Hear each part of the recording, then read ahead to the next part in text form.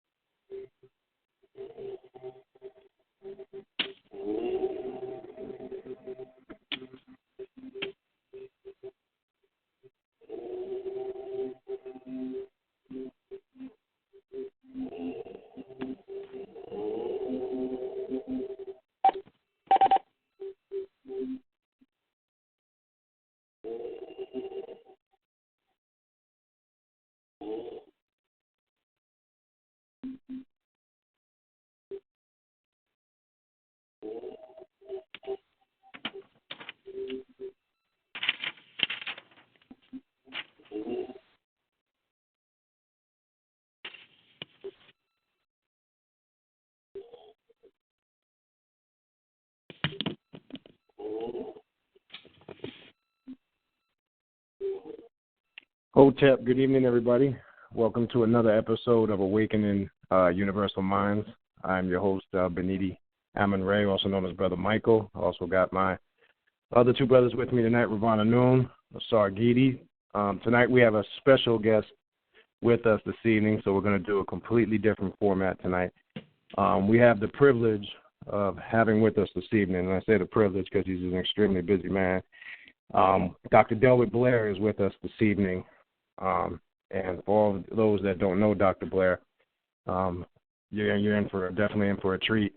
You're going to be getting a lot of information tonight. We're going to talk about the pineal gland and a few other topics related to it. So that's the format we're going to have tonight. So without further ado, I'm going to bring in Dr. Delbert Blair. Dr. Delbert Blair, you there? Marcy, I surely am. I thank you for the introduction, and it's a pleasure being on your show. Thank you. No, it's a pleasure to have you here, and we appreciate you coming on, and we know you're extremely busy. But what I would like you to do for those, you've been around an extremely long time, if you can give, a background about yourself and what it is you do to those who may not be familiar with you. Wow. Well, that just shows, again, if they're not familiar with me, then I spent a lot of time on this earth and haven't reached a lot of people. So hopefully with your audience, this will bring in a few that maybe don't know, and those who don't know again. I'm a college professor. Well, let's put it like this. I was trained in a PhD in history, and black history was the one I chose. From that time on, I've done everything along that line plus. I'm also director of the Meta Center. The Meta Center is an institution here that we have where we hold lectures and sell a lot of products that we think are beneficial and needed. We sell monatomic gold, we sell diodes, we sell magnets, we have what we call Miracle 2000, Heart Miracle, we have cleaners for men, cleaners for women, we have male sex enhancers, and it just goes on and on. I didn't just get those. After 26 years, that's most of the time, most of the companies I've been with, I was trying to find products to make life easier, wound up again talking with the people that said, well, look, why don't you just distribute our products? And that's what I did. Also, I'm a contactee. That means I've met aliens, or no, let me not do that because that's going to throw everything off. I have met extraterrestrials. They were black. They performed for me over my house with 3 saucers for 45 minutes. I met them at a lecture. They read my mind, predicted the future, got me into metaphysics, saved my life twice, and then, of course, I've been poisoned. My wife has been killed. My son has been killed, all because of what I do and what I know and the fact that I would not shut my mouth. And now, after that, I'm not fixing to shut my mouth. I believe this is a time for ascension on our planet. We got black, yellow, brown, red, and white. We can't get along on the surface. We know nothing about the inner world, nothing about the outer world, not its real name. We don't understand weather machines. We don't understand chemtrails. We don't understand the vaccines that are being given. All these things I cover. It's just a matter of doing it in order and in consciousness where it makes some sense. Appreciate that. And if you could, Dr. Blair, before we get in, can you just give everybody your website and explain to them where they can get the products and, the downloads to your different videos and various lectures that you do? If you can just give everybody that website. Thank you. I hope they write this down, too, because it's a little spiel to go with. It takes about 2 minutes. The website is www.wideworldweb, of course, the Meta Center, and you push the number 2.com. You do not type in 2. You push the number 2. Other than that, if you type in my name or the Meta Center, which some of them already found maybe, you will get YouTube. YouTube steals from me. They have 38 sites. Except for Rich Merritt in New York, all of them stolen from me. Most of them are black people have stolen from me. They do not give me credit. And when you buy from them, you're helping them, not me. So if you push the number 2, you go to my website. If you type in the number 2 or type in my name, you go to theirs. I hope that you will now go to my website, because everything they have, I have, plus. And, of course, plus our site is very unique. We download daily basis anything that comes into this really way out in metaphysical. You can look at our site and get it. Plus, we have over 70 different pictures of weird things. We've got a guy in 1890 walking down the street with a cell phone. We've got Baphomet with the Pope speaking underneath the picture of the goat god. We've got, well, as I said, it just goes on. And we've got one, which I want to get into a little bit more detail as we go into the show, that is absolutely unbelievable. Because we just finished Black History Month and are about to go into what they now call Women's History Month. And I don't know why they had to separate all of that, but nevertheless, they take advantage of things if you buy products and stuff like that again. But with all of that in mind, we have something, and I'm going to maybe kind of drop this on the people a little bit later on. It's absolutely amazing. If you remind me, because I want to make them hold on for this one, about the galaxies and the picture that we have about the galaxies up on our website. The number we have here at the center is 708-422-6685. That's 708-422-6685. The 24-hour answering service. About 4 or 5 hours a day is absolutely manned. Other than that, you can leave messages anytime. So I don't think I can cover any more and still talk about me, and I give you, I thank you for giving me the privilege of doing so. No, we appreciate that. And again, I'll probably have to plug that in later because there's people constantly coming in and tuning in. So I'll definitely want to have you revisit that again later. And again, to everybody listening, that's very important, and it's something that I stress too. You know, we have a lot of the elders, especially Dr. Blair, that's been doing this for many years, and they rely on the support that we can help them with. So when we're not supporting and going to other websites that's maybe taking the information for free, we have to support our elders. Something I don't want to get into now, but, you look at Dr. Ben right now, that's a whole other story. But we have to make sure that our elders are taken care of, especially as we approach these end times. So what I want to get into, what we're going to do, we have a bunch of people. I see some people just listening online. I see a bunch of people on the call. I'll keep you in the queue. We want to first have a brief discussion with Dr. Blair on this topic, and then we will open up for some questions in a little bit. But we want to kind of get into some information. We're going to interview him first a little bit, so get your questions ready. And as soon as we get to that point in the show, I'll open it up and I'll keep everybody in the queue. And we'll get to that point. But what I wanted to talk about, the big thing that's going on, monatomic gold is big now amongst the so-called metaphysical conscious community. Now, our show, and the reason why we appreciate you coming on, Dr. Blair, is because we focus more on the metaphysical aspect of things, and we're more on the thing. We see a lot of the problem today. I mean, it's not to knock or discredit anybody, but we see within the conscious community today that it's great to have the history, and we need the history. But the problem that we're seeing in the conscious community, we have to start taking some of this information that we're getting now and applying it and actually doing some of the work. So if you could get into a little bit exactly what is monatomic gold and, a little bit in how it works. Monatomic gold is a very high vibrational product. There are actually 28 different kinds of the monatomic gold that I carry. Hear that again, not these two golds, the orms that somebody else is talking about. I carry, have been using these products for 27 years, 26 and a half years. I'm going to round it off to 27. And we carry mainly 5 of them. I don't carry the whole line, too many to carry, because I carry other products again. The gold itself is a high-vibing mineral. For years, centuries, people have used silver to kill germs, and it still works. But now they've mutated stuff. They got viruses, and silver would do nothing for a virus. So we carry the gold, platinum, indium, and stuff like that for those higher vibrations. And between both of them, we can get the job done. Monatomic gold also has a psychic tint to it. When we use the powder, that helps you to dream in color. remember your dreams, and get into the astral world. When you use what we call two things coming out now, and we're pushing those because if anyone is keeping up, and I'm sure your audience is, we've got a lot of challenges going on here now on our planet. One of which is called the Ebola, and another which they're calling now the flu.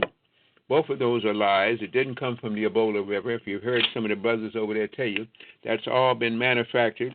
And in fact, we go into a long time that both the United States and Russia, back in 76 and 78, started working on secret projects. They still are doing that because they've got certain research centers where they're actually making things that can kill people. I call it germ warfare.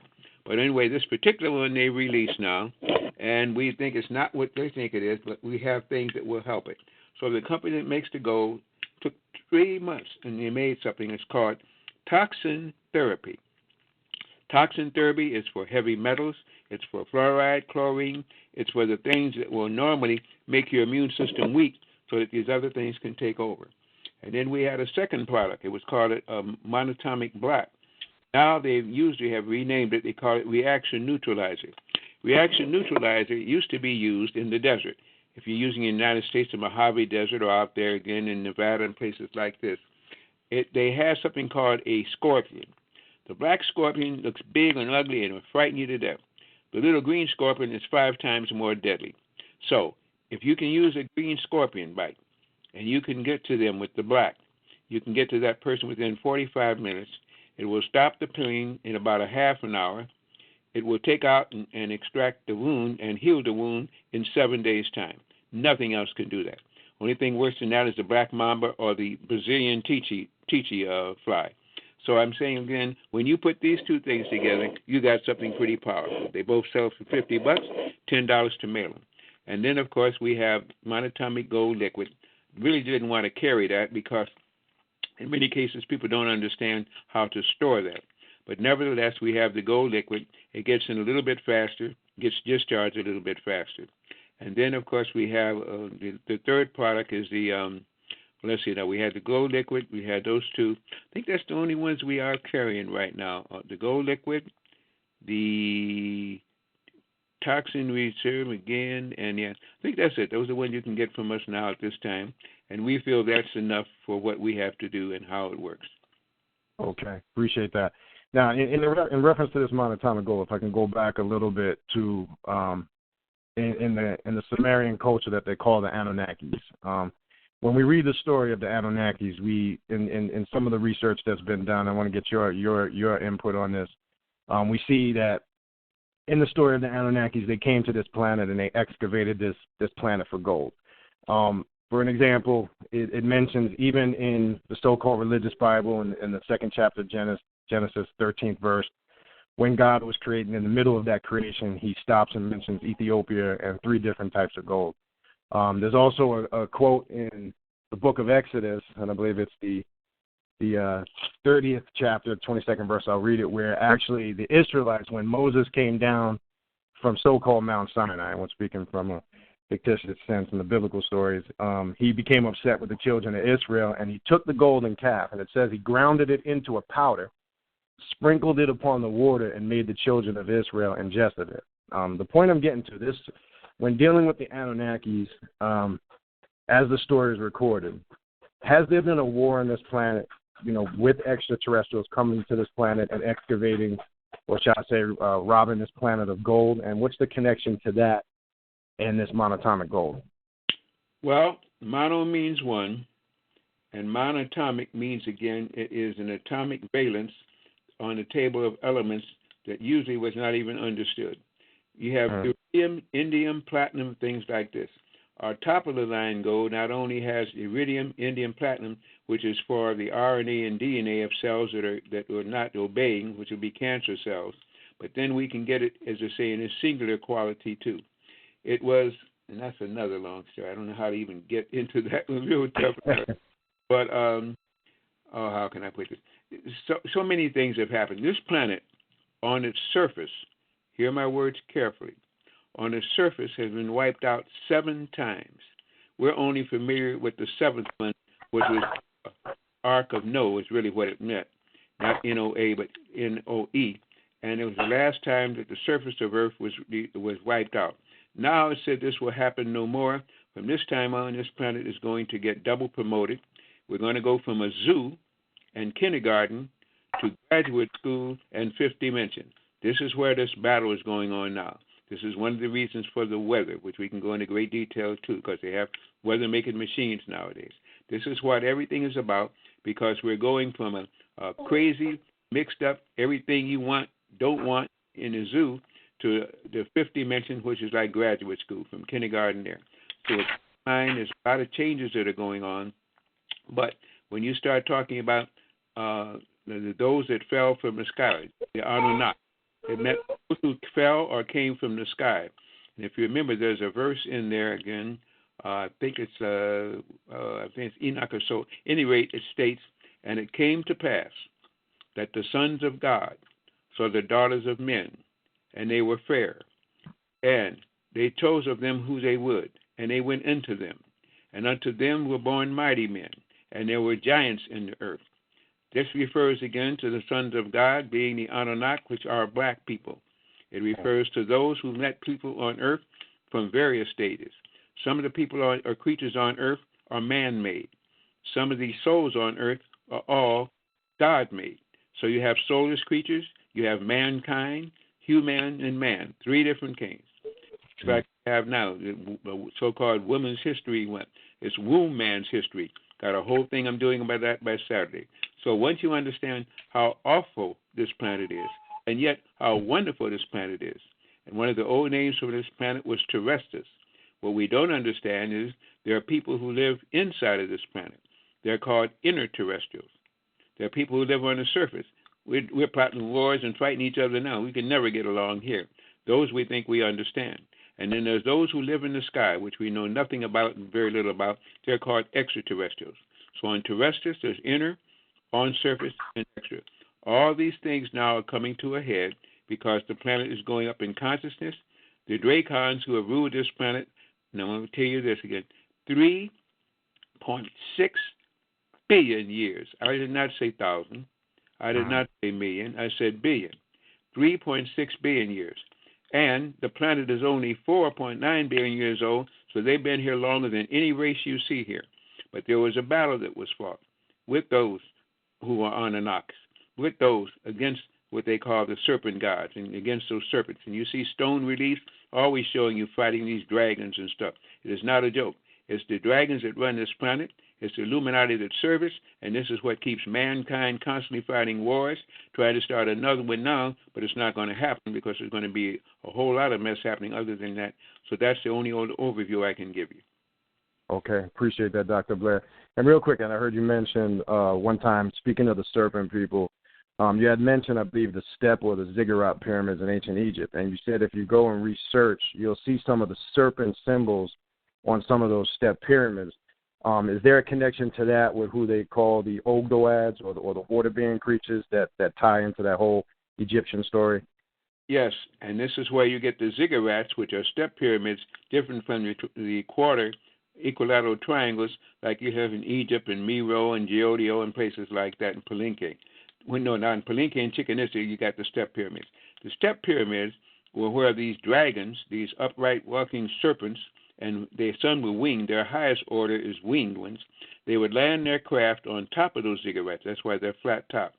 And then if you notice the wide riser and tread portion of it, because they came walking down those things. Those are not built for humans. Those were built for daggone creatures that came down there. And they ate people. They sacrificed people. They ate people. They did anything you want to. They felt that the people here were their prey, just as we eat animals and donkeys and horses and pigs and cows and everything else. They ate us. And again, this is what happened. That practice was stopped when they had the battle of the Anunnaki. And this is where the giants fought these dragons and stuff. And this is what you still hear about Dungeons and Dragons and all like that. So when you get a pyramid, it was never for anything good. When you get the equilateral triangle, it was used not only for the transportation of soul and advanced means of travel outside of UFOs, and these are the ones that we have to understand. Two different kinds. And there are literally millions of pyramids on this planet, some of which not discovered. Almost any time you talk about a mountain, it's a covered over pyramid, and they're inside and outside of the earth itself. Wow, appreciate that. And mentioning this interplanetary warfare with amongst all these extraterrestrials, us obviously being in the middle of this, living on this planet. The question that I have, and putting this all into perspective, one thing I noticed, and again, it's not to knock anybody's culture, religion, or doctrine, but I noticed over the years, and we've discussed this on this show, whether it's Islam, Christianity, Judaism, whether it's Nation of Islam, whether it's the Hebrew Israelites, whether it's the Nuwapians, they all have this concept, which I can't really relate to myself, that something is coming back or something is coming for us. Whether some of these organizations talk about Nibiru, some of them talking about some great cataclysmic event. In this whole process, as we know there's a war for our planet, you talk about the Draconians a lot and how they've controlled this planet and the energy that they, try to enforce upon us on this planet when we're not awakened. Is there something coming back? Is that mythology, or should we more or less be preparing ourselves or raising ourselves up to the awareness of who and what we are? Because if there is some cataclysmic doomsday coming on the horizon or something is coming back, is there truth to that, or is that just mythology that's been passed down through these cultures? All you have to do is just look at the weather, and there's a great change happening. Not as Al Gore and the rest of the Illuminati lied about global warming, it's global freezing. And Earth's magnetic fields have changed. If your planet's magnetic field changes, everything changes. The planet's magnetic field now is no longer north, south. They've got whole new designates. That means get ready for a change. Anytime. Keep that in mind. At the equator, now things vibrate upward in the circle above the equator and to the counterclockwise beneath the equator. Everything is about the business of change. In addition to which, thanks to these dracons and thanks to these man-made creatures of making up all these races here again, they have weather-making machines now. The United States has HAARP, High Frequency Active Aurora Research Project. Started that thing almost 29 years ago. Went up to Alaska, and they still have 36 arrays there. We can go into that. But what people don't understand, Europe has one, and they have what is called ISACAT, European Scalar Technology. But the best one is held by Russia, the best weather-making machine. It's called ELATA, electrical lateral discharge. That's the one that when last year, when they had a Sochi, when they had all those Olympic Games, and they had nice weather for the ski slopes, we called hell here because they sent us the weather. That's what they're doing. And they're having a weather war combination going on that nobody even begins to understand, in addition to the natural field is going to change because the planet is changing. So, yes, we're in for quite a time. And whether you call it Biru, Wormwood, the planet of the crossing, the sacred, the unholy, whatever again, there is an eccentric planet, they say, has an orbit 312 years it takes it to get here again. And consequently, they talk about it. It has nothing to do with that. This is a wandering planet. And this is a planet that was part of an old dispensation which has snakes people on it. It's one of those, what they used to call that. However, it's been made barren. And now it is no longer covered with these good things again. It's now simply a planet that is also embattled. And so you're getting an embattle coming on in Nibiru. You're getting an embattlement of what's happening here. And as I said before, I guess I should go ahead and drop this now. I wanted to hold this back to the end. But there's an amazing feat. We have pictures. Now, when I do my lectures, I have a picture showing you the sun, showing you a spaceship that seems to be upside down, flies upside down like a pyramid, and it projects a field out, and in this field is a picture of a negroid-looking man. That's in our solar system. We have pictures. You can see that. I'll give that when I give my lecture. But now we've got one tremendously better. I don't even know how to begin to explain this. If you understand cosmology and what the astronomers and astrophysicists and all these ones teach again, they teach again that they're galaxies. There is on our website, I got a genius for a webmaster again, it shows you 2 galaxies. Now, a galaxy like we're supposed to be going into the Milky Way Galaxy. They call it the Milky Way Galaxy because there's so many suns on there, it looks like droplets of milk. And since planets surround suns, if they're close to 1 billion suns, then if they got 12 planets around them, it might be trillions of planets in the Milky Way Galaxy. So that's a galaxy. Now, think in those terms and think of 2 of those galaxies together. And now listen to this. On our website, and you can download it, it shows a picture of 2 galaxies together, and it forms the face of a Negroid, African, black, melanated individual. Wow. About what that means, and that'll blow your mind. Wow, I appreciate that. They don't know about black people and where they came from. Well, see me, somebody in space knows a lot about Negroid-looking people, African people. I just like to say the higher melanin people, because most people have some melanin, just not to the density that some of these so-called African and Negroid people have. Right. So where exactly on the web page, when they go to your website, Dr. Blair, what menu page can they go to find that picture you were just talking about so people can know? We have everything on our front page, and then you have to select. We got all kinds of selected. You can there all week. We have a site up there. Just look up there and say Negroid head or African head. Like that. Just push it, and there it is. You can see it all you want. It'll blow your mind. But then, of course, we have other sites where you can sign up for consultations. We have other sites where you can sign up. We have a lot of pictures of very strange things. We got a picture up there of a guy back in 1898 walking down the street with a cell phone. We got pictures of the Pope sitting under a picture of Baphomet, either in the Sistine Chapel or in the Louvre. We got things you wouldn't believe. Because we collect them, this is what I do, and I try to show pictures because they say it's worth 1,000 words. For those who won't believe me, then don't believe their eyes either, and also keep your ears closed, because you can run but you can't hide. It's a time to wake up. It's a time of great change on this planet. Right. Appreciate that. Mentioning what you were just mentioning, another question I want to ask, because this is something that we've discussed recently on this show, and when I came on one of your shows 2 weeks ago, not the one that you just did this past week, the one the week before that, they have on March 12th, the European nuclear scientist research group that they have. They're trying to recreate the Big Bang theory. They build these big colliders, and they're trying to unravel the God particle. And you had touched on this a little bit when I'd asked you. I don't know if you remember. What they're trying to basically, by recreating this Big Bang theory, they're also saying they're supposed to be doing this on March 12th. They're saying that they can possibly open up stargates. Now, when I had asked you this question, this is the answer you gave me if you don't remember, and if you could elaborate a little more on it. I had said that I asked you, are they opening gates to either let beings in or are they trying to let beings out? And you had explained to me, and you touched on it a little bit earlier, that those that don't have souls, that certain beings, it's time for them that they have to leave. So are they trying to recreate or open this stargate because they're trying to get out of here, or are they trying to bring something in? First of all, there's no such thing as a Big Bang theory. That's a minor scientific, ego-laden consciousness trying to make sure that they can understand anything. If they don't believe in God, then you can't believe in anything that the Godhead has done. There is no such thing as a Big Bang theory. And it's now being decried by new students who have an open mind. Creation goes on in the mind of the Creator. And once you're in the mind of the Creator, you can never cease to exist. But you can lose favor because you can lose your soul and therefore no longer be under the grace of that mind. So for them, you got to create your own stuff. That's what they're doing now, trying to create their own stuff. They have now what they call nanotechnology.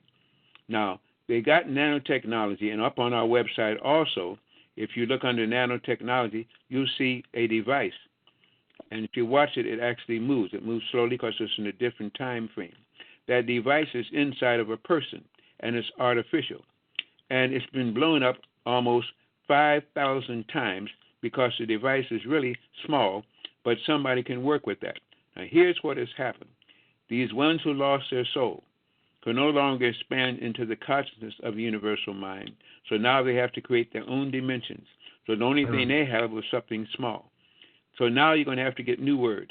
Nano no longer can talk about that. If you do your research, under nano, there's something called alto, A-L-T-O. And there's something called pico, P-I-C-O-U. Those are things smaller than the nanotechnology because that's all they can do. They have to use something so small that it can't even exist in a high form. This is what now all this nanotechnology is about, because these aliens now must create their own world because they lost their souls. They are soulless, and they're trying to create something for themselves to replace what they know they messed up and lost. So again, this is what you've got, and they work on the smallest of things, not the largest. They don't have souls, they lost their souls, and so now they must do something to make themselves feel important. And still, when this planet graduates, which is in the process of graduating now, next year we'll be in a whole different dimension. They got to do something to try to sustain because they lost their souls. So this is their world, the world of nanotechnology, alto and pico technology. Appreciate that, Dr. Blair.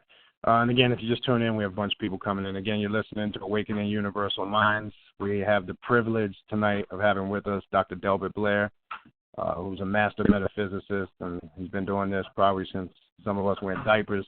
So we have the privilege of having him with us tonight. In a few minutes, we are going to go ahead and start taking some questions. I see we have some people in the chat. So if you're just in the chat, I see some people just in the chat. They're not on the call. They're listening online on the chat.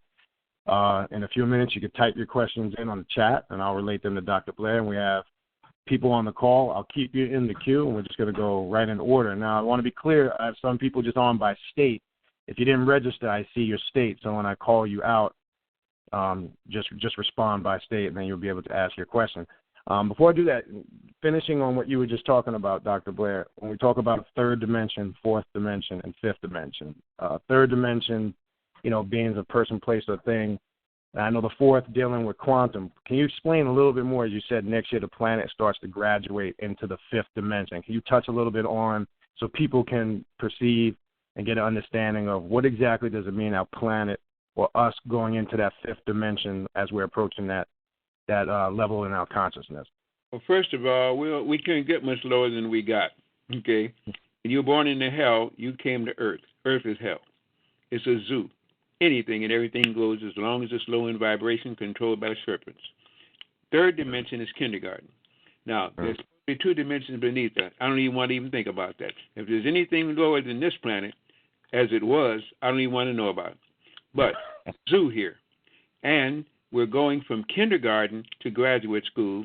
We're already now going into graduate school, but not postgraduate school, because that's why we're seeing all these changes that are going on. Our Earth is vibrating faster now. And these dracons live on the fourth dimension. That's why they can come through walls. But that's the height of what they can do.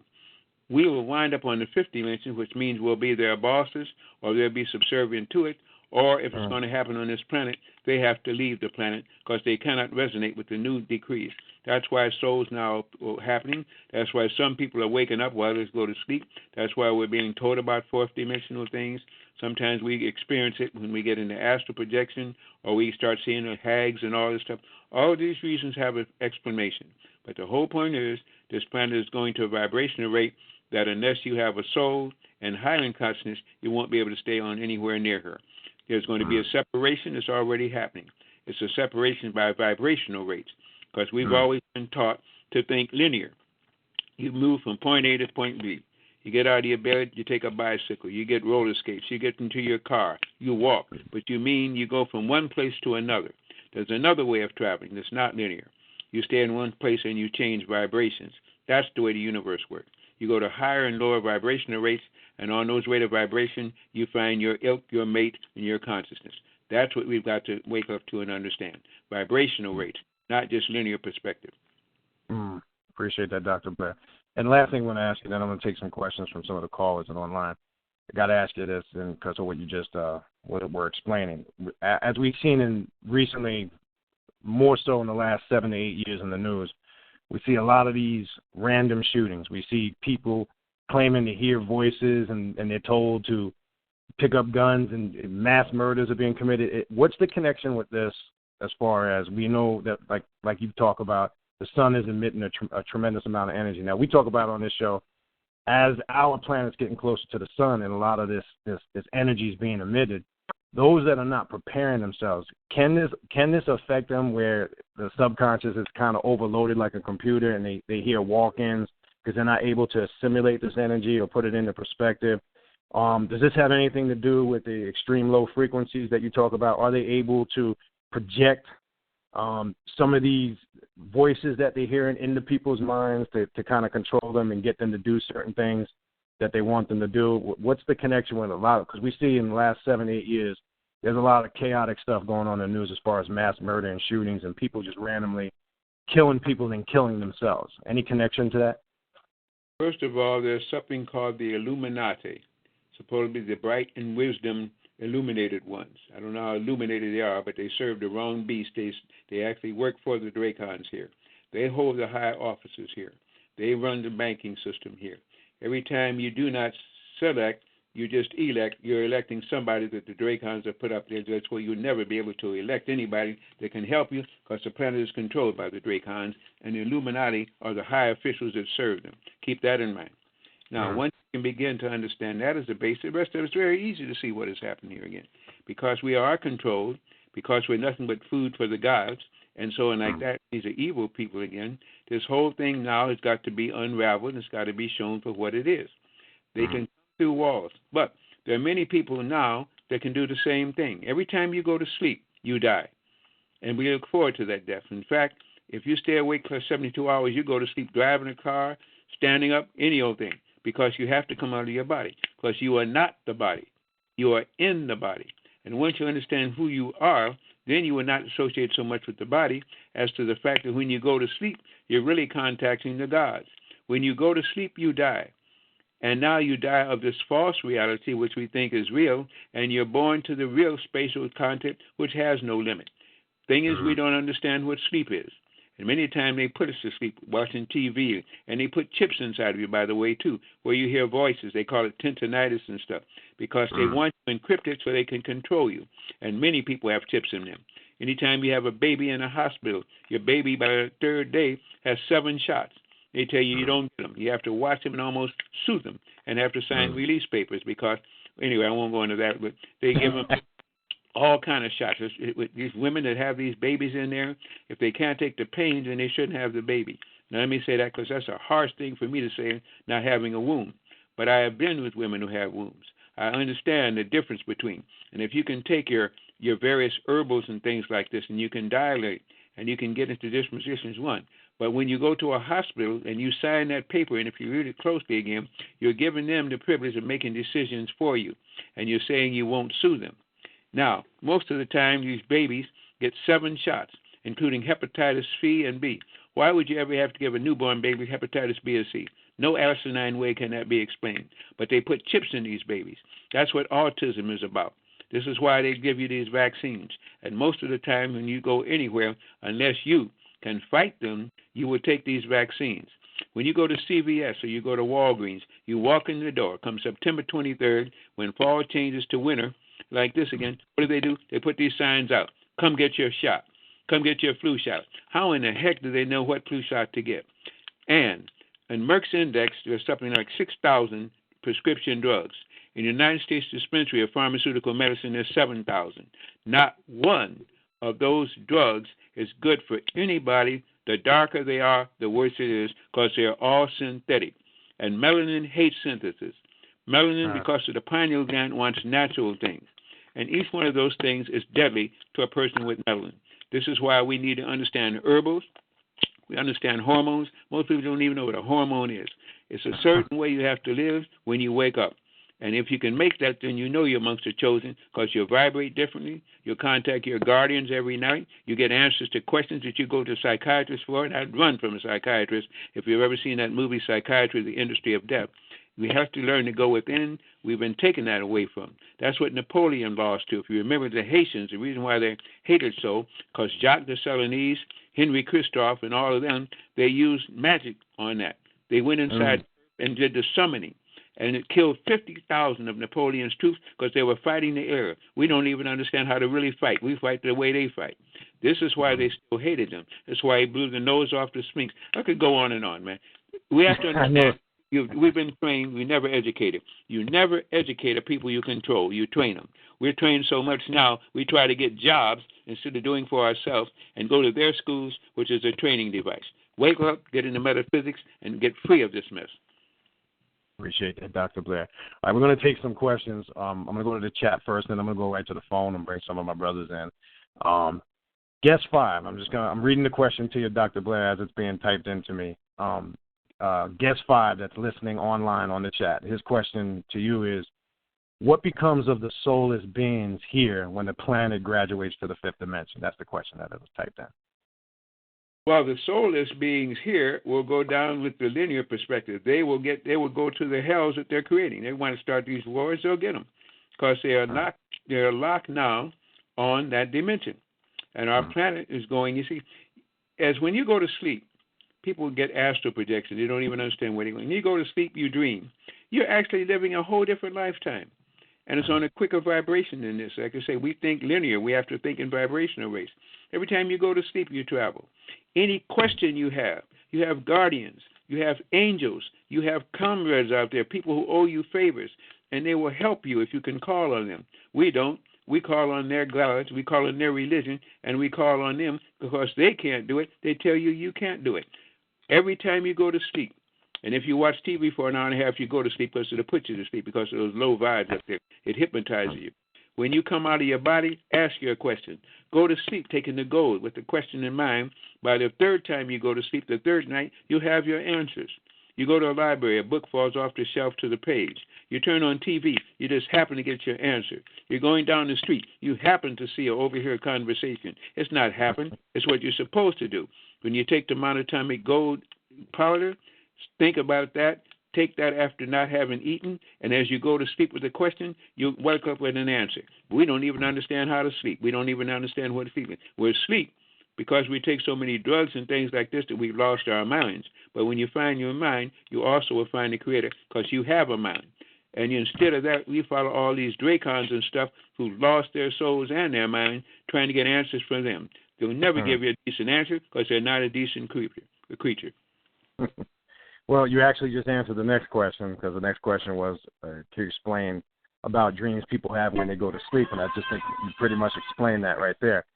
All right, I'm going to go to the phones now. I'm going to bring in my good brother Ravana Noon from Orlando, Florida. Brother Ravana Noon, you're on the call. Go ahead, brother. Greetings, everybody. Greetings, Dr.Delbert Blair. I just want to say that thank you for coming on the show. A lot of powerful information. The most important part that I think that you're really relaying is the metaphysical aspect on how we have to rely on our inner self.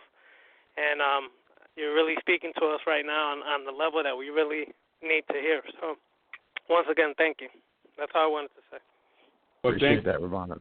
Me come on his show. Thank you for calling in and listening because it means he has an astute audience that is searching for answers and realize that we're not getting all those answers. Metaphysics is your key. And that's the first thing. And I'm going to say this is a horrible thing to say, but my people, and in this time, by the way, too, on this planet you can reincarnate. On this planet you can change sexes and races. That's not true on all planets. In fact, most planets you can't do that. This one you can. That's why it's so ridiculous here what we have to go through. This is a learning experience. This is a place where the gods fail, and we've been exposed to it because you needed it. You're only here if you needed it. They have star children coming in here now. They have dark crystal children coming in here now. They have walk-ins coming in now. They have souls from other planets and other dimensions so anxious to see what the Creator can do that they're volunteering to be born at this particular time into a body.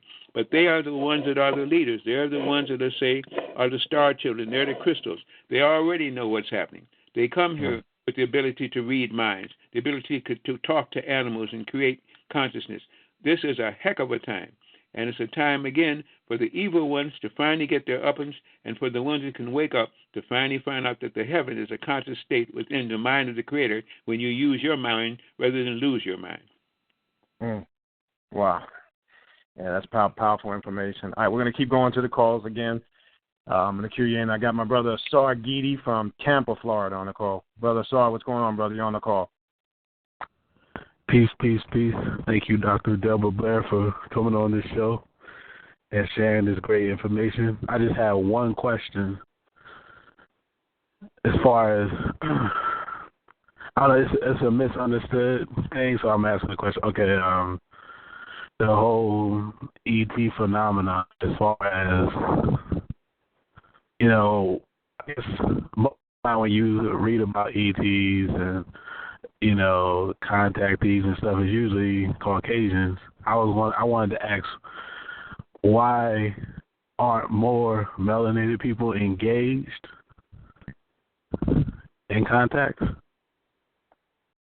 More melanated people engaged in contact because they use a white press, a white book, a white Bible, and they're trained by white people. And they don't tell them about themselves. Why would you? You never educate somebody you're going to control. You train them, and then they'll do everything you tell them to do. We go to school for training. We think we get educated. We're taught to have a job, but then to do for self. We're taught that we have to go within. I have a booklet out. I wasn't on this show during Black History Month, but I cover it in depth, as you can tell. And one of the things that's happened, we got a pamphlet we put out. It cost $5. It shows you 150 different inventions by black people that you never heard of, and the patent was granted to them. When you start to understand what's really been done. And the biggest thing is, we don't understand how old this place is. We're talking about 1,000 years in Lucy and all this kind of, that's stupid.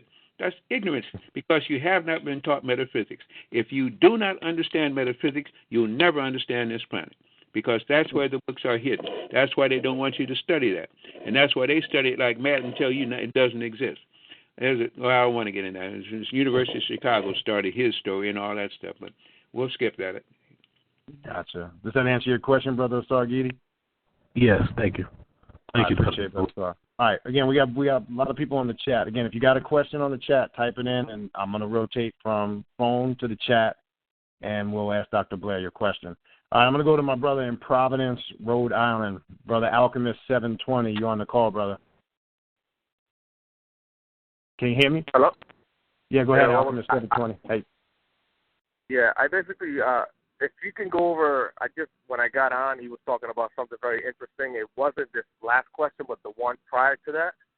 Okay, what was that, brother? I'm not sure exactly what it was. I got into it a little bit late, so I just wanted to see if he can clarify a little bit of it. I don't know.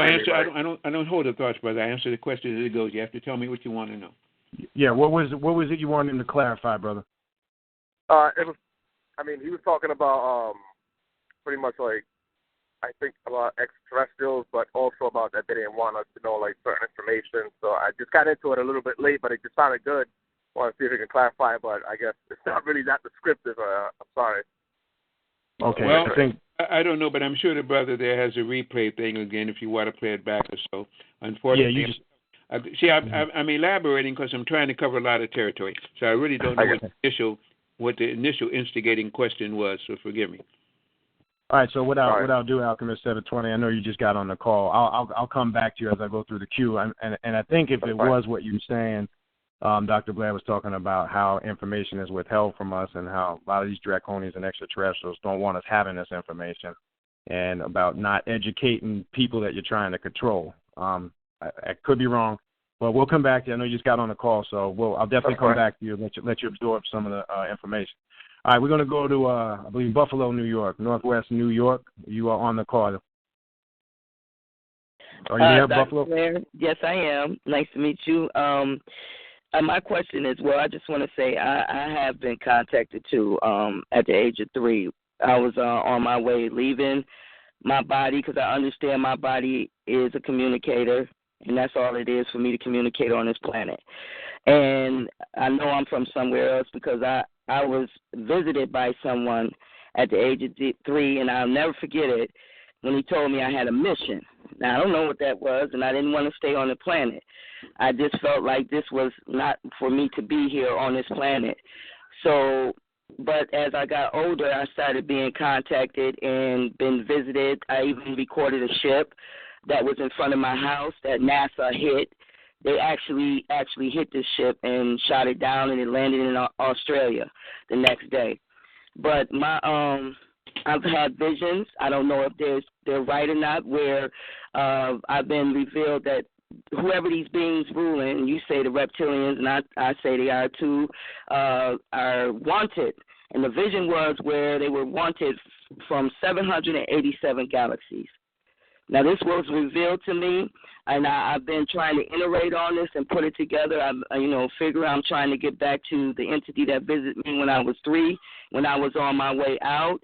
And I just want to know, I'm trying to put my question together Do you think there is a bounty? Because this is what was revealed to me, a bounty on these reptilians that's ruling over us. And have they traveled to 787 galaxies?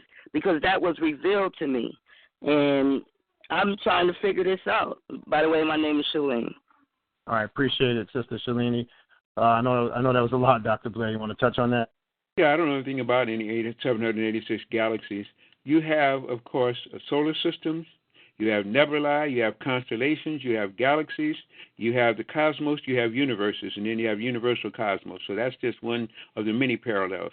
In my Father's house are many mansions, too many to even enumerate in small consciousness. There's no end to creation. There's no beginning to creation because we're all in the mind. We're a little mitochondria in one little cell in the Creator's mind. And consequently, once you are aware of that and become a good cell, then possibly you have other things. But everything here is a choice. The choices you make is what you get. What you believe in is what you can get. What you don't believe in, you cannot reach. But anything you think of must exist, or you could not think of it.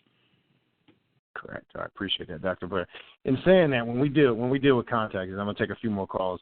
When we deal with contactees, how if our pineal gland isn't functioning at its correct capacity, or the third eye is not vibrating at its correct frequency, a lot of people are, having experiences, whether it's visions, whether it's incarnations, etc. When we talk about shapeshifters, you had mentioned earlier that a lot of these beings can take on different shapes, forms, gender on this planet. How, if one's mind's eye is not trained, how can you detect that these aren't some of these reptilian or draconian beings appearing to you how you consciously want to see them?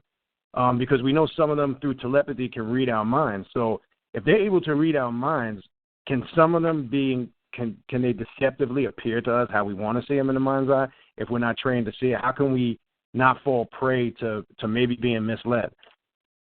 If an elk, if an otter, if a dog, if a cat can detect them, why can't you? You talk about dumb animals and dumb dogs. A dumb dog communicates with you. You don't see dogs sitting around meowing and talking like cats. They read each other's mind and they move. They're supposed to be dumb. You cannot preach upon a man. We have gotten so low in our vibrations based on the food we don't eat, the shots that we take, and the stupidity that we do believing in them, that we can't do anything that we should be able to do. It is not the fault of the Creator. It's the lack of person understanding the consciousness that they have and the powers that are within them. Correct. Appreciate that, Dr. Blair. All right, we're going to go back. I got a question on the chat. I don't know if it's more so a question or a statement, and I don't know how long, guest number 7, I don't know how long you have been on listening to the show, but his question is, you see sometimes we're referring to Bible quotes, and this is kind of, we could probably do a whole show on this. I don't know if we really want to get into this now. It says sometimes how much, see, we're referring to some Bible quotes, and if you got on late, we referred to earlier, I just want to make this clear. Dr. Blair was using Genesis chapter 6, the first verses 1 to about 8. We were just using that as a reference. We're not saying that all of the Bible is true or how much of it is true. The question, anyway, is he sees that we've thrown a few Bible quotes in there. How much of the Bible is true? That's, again, that could be a whole entire show, but you want to just elaborate a little bit on that? I know that could be too detailed, so that's the question. Well, how much of the Bible is actually true? The Bible is very true, but can never be taken literally. Unless you read it through a metaphysical eye, you'll never understand it. It is 7 levels deep, okay? I'm an ex-minister, ordained minister, but I'm not a hypocrite. I spent 13 years to get me a church going, only to find out through metaphysics and contact that I was trained and was a lie. And I'm not a hypocrite, so I had to walk away from it again. There are references here that are on different levels. Now, the book of Revelation holds most of it together. It was not written by St. John the Revelator. It was written by Apollonius of Tyana, a black man metaphysician on the island of Patmos. That's why they're always bombing Patmos, and that's what holds that whole book together, the book of Revelation, written by a black metaphysician who referenced it back again. This is how much we don't even understand about what we think of religions. And all religions are false. If you don't think they're false, they have killed 40 million people. You got over there now Kurds, and you got people killing people again over religion. Every time you get a religion, you have. In the Holy Crusade, you see, we forget. We forget retribution, and we forget prominence. You have right now people over there in Istanbul and in Turkey and Iraq and Iran. All these people are now fighting each other. They're starting for a jihad. If you would go back and understand that we were told that in Africa, when the Germans had it over there, and Iron Road, he got Rhodes Scholarship and all that stupidity, that they killed horribly African women, African men. They're still doing it. There was a Belgian came over there and got the Houthis and the Tutsis. They're fighting each other because who had the narrow nose? But don't remember it. But remember this one. It was these Iranian people that came over there and did worse than the Germans and Belgians did. They were talking about in the name of Allah, disemboweling a woman and cutting a baby out of her chest, cutting off her head, raping and pillaging. And now it's happening to them.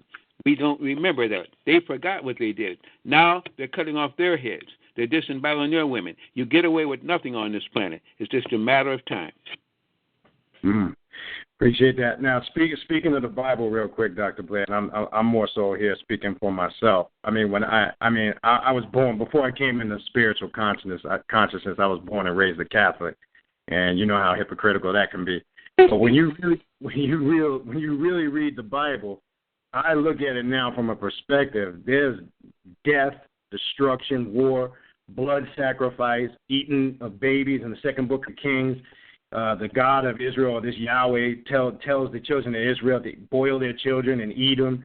There's prostitution. I mean, when you really look at the book in its essence, now I'm not saying there's nothing maybe positive that can come out of it, that there's some principles that positive can come out of it. But when you look at the essence of it, it's a book of war, death, destruction, and blood sacrifice. The question I wanted to focus on, a lot of people we get in some of the gatherings that we do down here, this whole thing, when you read what they call the first 5 books of the Old Testament, what was the purpose? Were these reptilian beings that all these blood sacrifices throughout the Bible were being done to? Because it seems like the God of the Old Testament constantly wants animals skinned and slit in the necks and blood falling upon the altars, and it seems like this God is infatuated with the smell of dead carcasses and blood. Is there a connection? Are those reptilian sacrifices that we're reading about in those biblical stories? And what's this whole fascination that God has with needing blood sacrifices to be happy?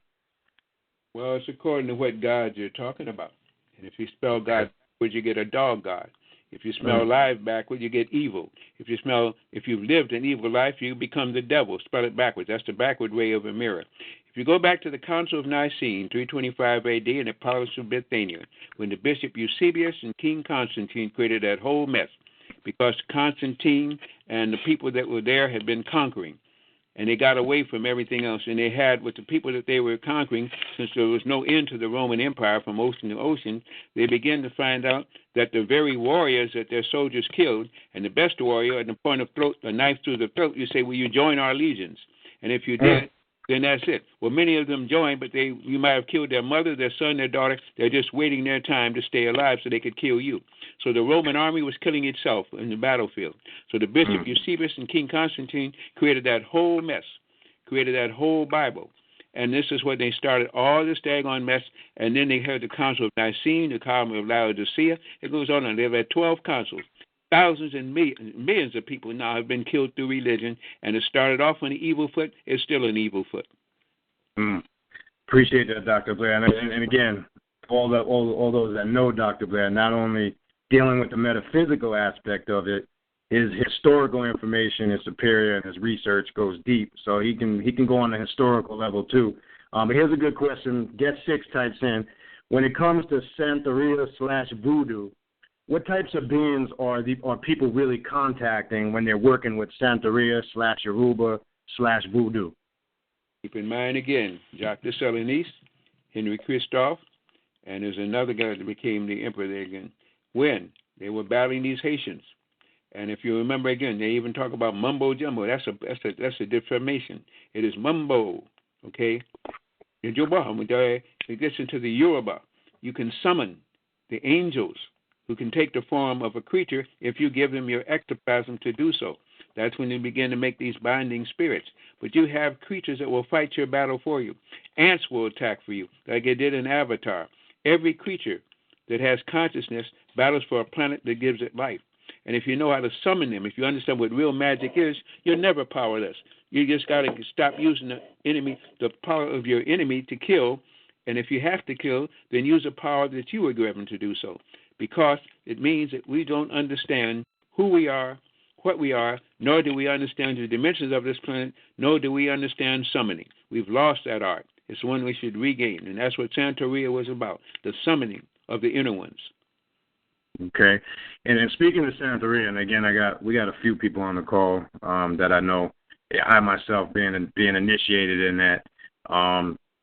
What's the whole fascination when you talk to some of the Latino community dealing with Santeria? Now we know that the Portuguese Catholic slave masters, fed a lot of the African slaves the Catholic icons, and they disguised the worship of the Catholic icons with actually the Yoruba deities. For an example, Santa Barbara would have been Shango, etc. They had to, in slave times, pretend that they were worshiping the Catholic icons, but they actually were calling upon these African gods.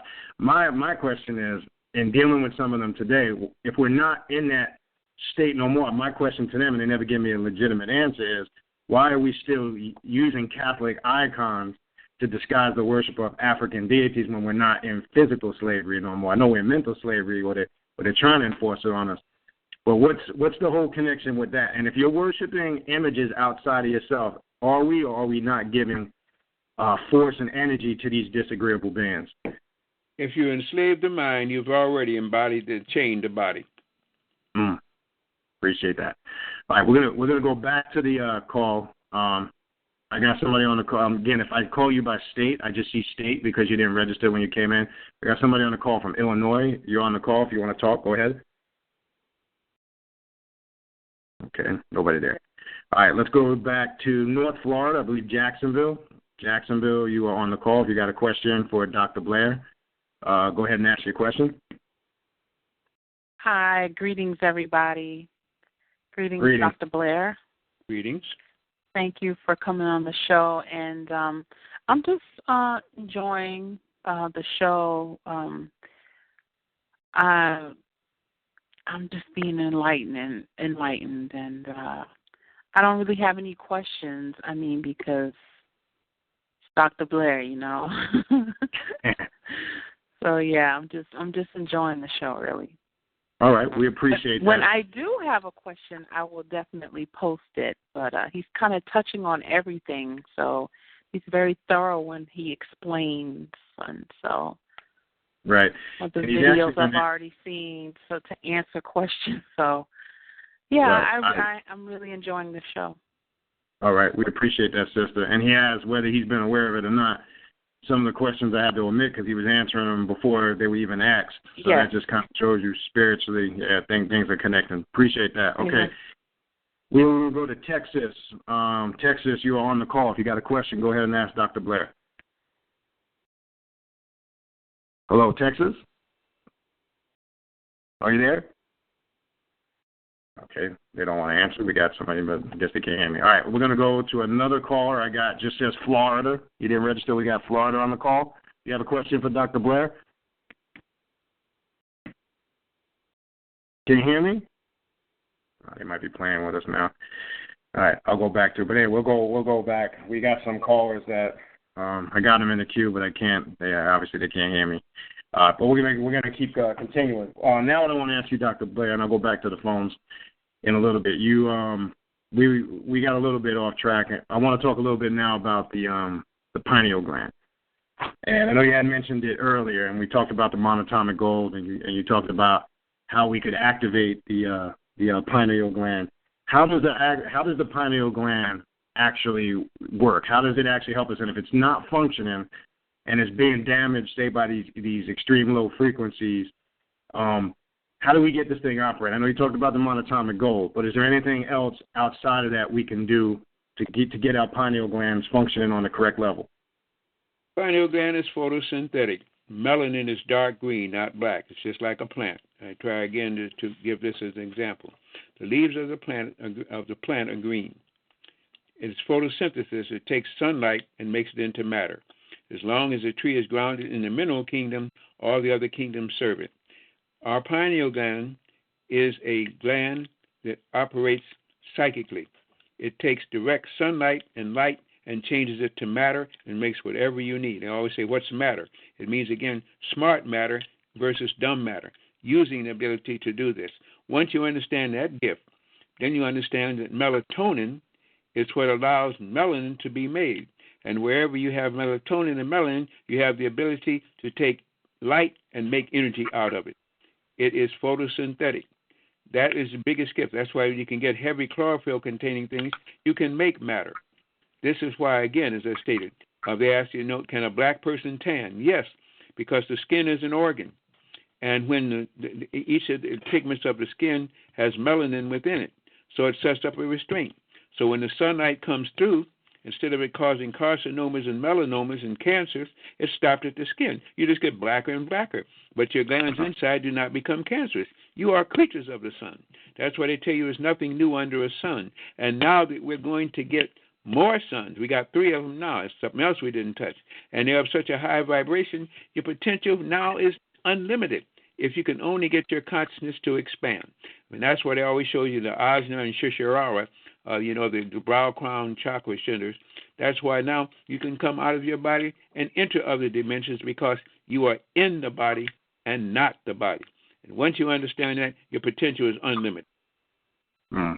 Appreciate that, Dr. Blair. Now, you mentioned the chakras, and we actually just had a whole show we were talking about. Yeah, I know, that kind of gets a little detailed, but we're talking about the chakras. We were talking about the crown chakra, and we were in the root chakra. And most people tend to focus on the crown chakra. Now, can you elaborate if the root chakra isn't working?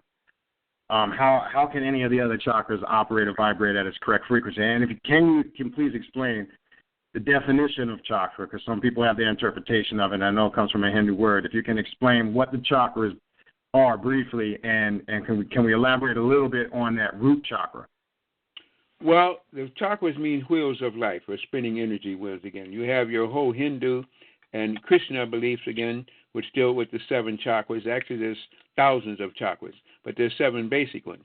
And, of course, they used to teach, they wouldn't even teach you the last 3 because they had the root, the crown, you had the root, the navel, and there's another one there. They tried to omit that because they say it would make people concentrate too much on the lower chakras. Then you have your navel, then you have your heart, then you have your brow, and then you have your crown.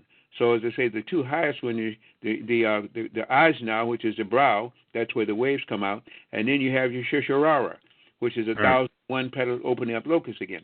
These are wheels of life. Everything is light. Everything is in movement. Everything has circular dispositions and stuff. But it is from the chakras that the organs were formed. The organs made the glands, and then this is how we begin to function. This is what the basic is. We take the superphysical or metaphysical and we ground it into the physical. This is why we needed the organs and glands. But everything that has a base in the organ first started out as an energy center or a wheel of life. So nothing with wheels of life, wheels within wheels, which is many interpreted different too, when Ezekiel was also talking about not just a vision, but a consciousness. Right. So if we were in dealing with the chakras vibrating, now, I don't know how familiar you are with, we did a show also on the emerald tablets of Tahuti when it talks about self-alchemy. It deals with the monatomic gold. It talks about one, transferring their DNA, making themselves less dense. And from a metaphysical aspect, when it's talking about shedding your ego, you talk about we can't even get over this whole race battle that we got going on this planet. And making oneself less dense to kind of make these spiritual journeys, ridding ourselves of ego, pride, jealousy, all these emotions that weigh us down. Can you, from a metaphysical perspective, how can we spiritually grow, or can one spiritually grow? Is it necessary? Well, it is necessary, but how are we to reach that level when some people can't get over some of those minor human frailties like envy, greed, lust, jealousy? Is there a connection to that? Is that what it means when it says to make oneself less dense? Or could you expound a little bit more on that? Yeah, you had the tablets of Tahuti, you got the 10 Commandments, you got the kinds of Ma'at. I mean, all of these are given directions when you fall too far away from understanding.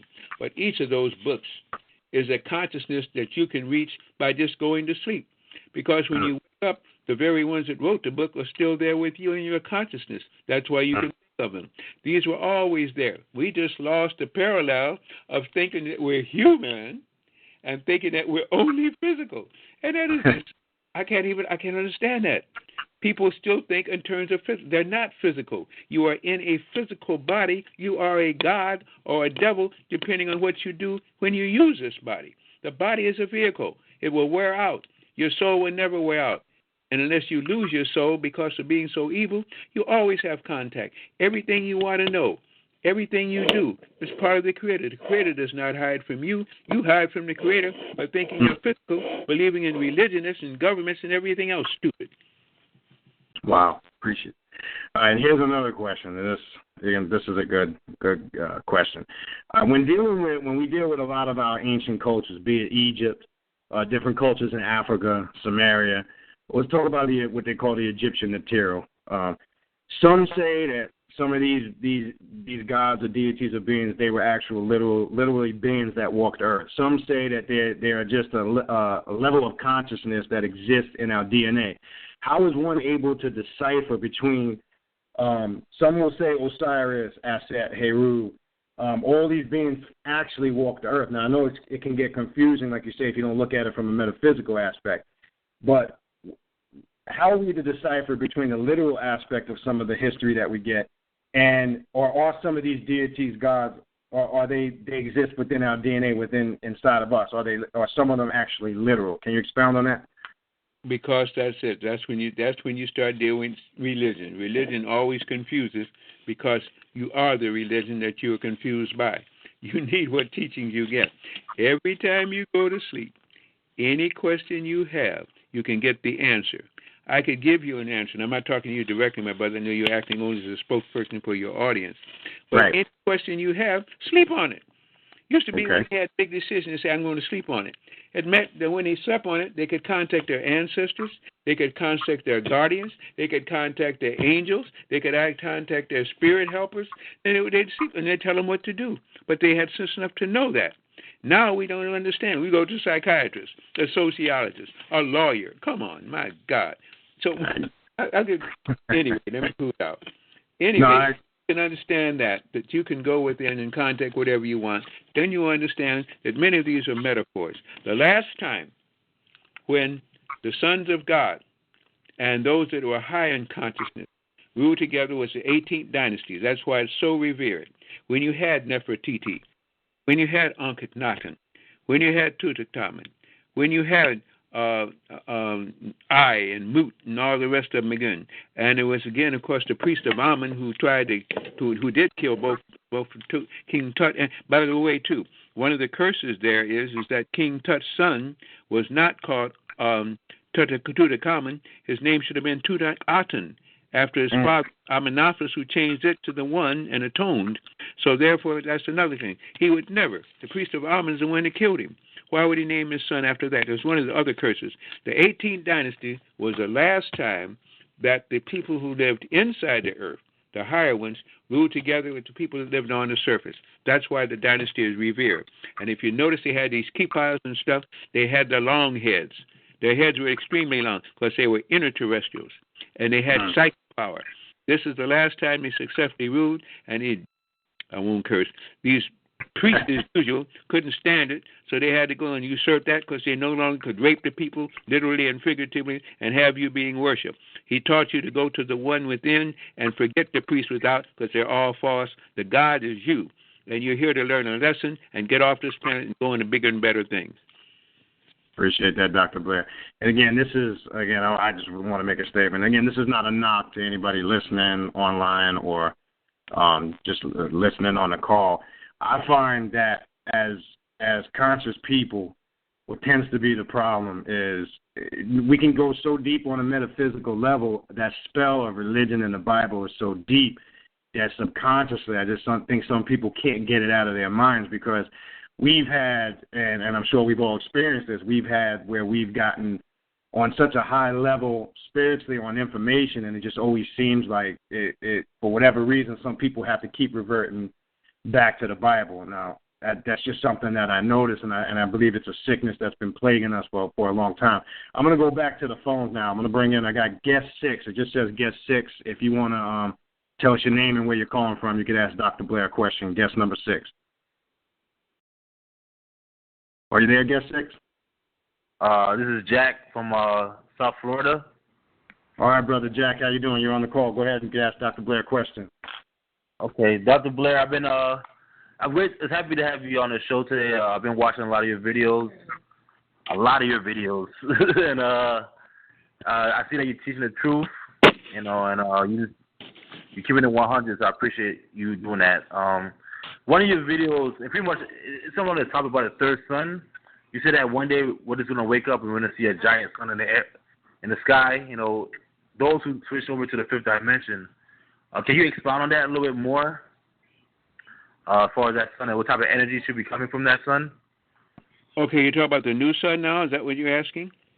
Yeah, the third sun. I think you said there's 2 right now. One came in 2003, and you said there's a third one that's going to reveal itself, I think, 2016.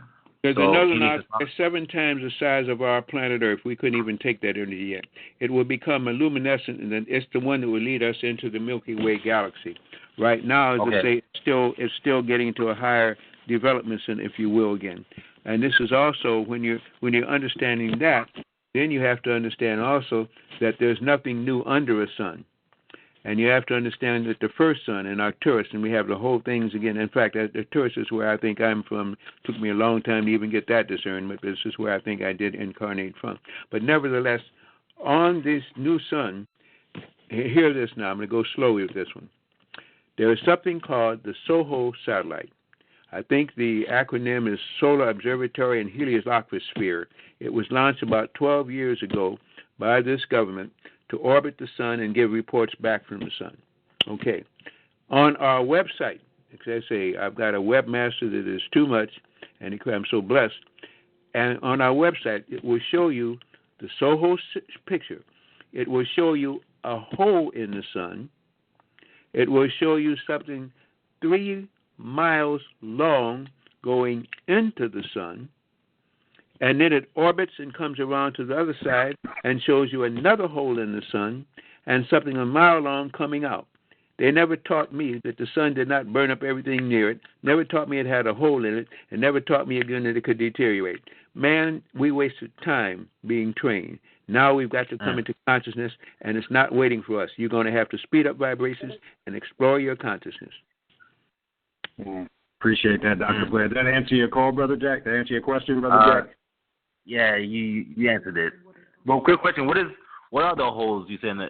Obviously, we know that from what your other videos say. You said the sun is really cold. It's more of a cold energy that because space is cold, which makes sense. But what are the holes you're talking about in the sun? What is that? Go to the website. Okay. A hole. That is, obviously, we don't know what a sun is. The sun's not hot. The sun's not bright. And, I used to ask those questions again. If the sun is so hot, why is it when it's the furthest away, it's hot, and when it's close to you, it's cold? Perihelion and aphelion. It shows you, again, that we're taking matter and using friction rather than understanding higher consciousness. The sun is simply a governing body, and we're outliving that now, so that we've got to get a new sun. That's why we got to do a different dimension. Each planet becomes a sun after a while, but that's another whole journey. All right, appreciate that. That answer your call? That answer your question, Brother Jack? Yeah, you answered it. All right, appreciate it. Thank you.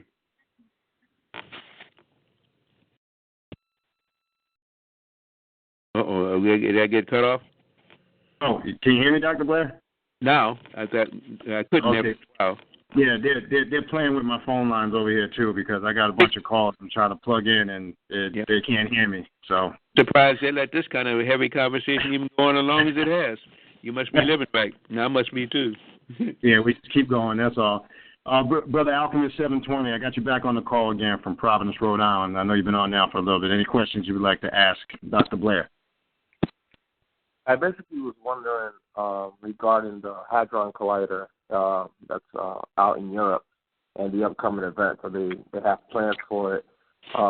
Is that something that could potentially affect us spiritually in a negative way and also physically? I know that Stephen Hawking had a little piece on it, but I want to see what your take was on on that stuff.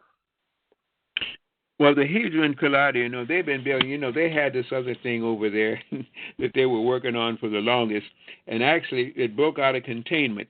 13 months before they were supposed to turn it on, they turned it on. The daggone thing broke out of the containment. It's almost like what happened over there in Chernobyl.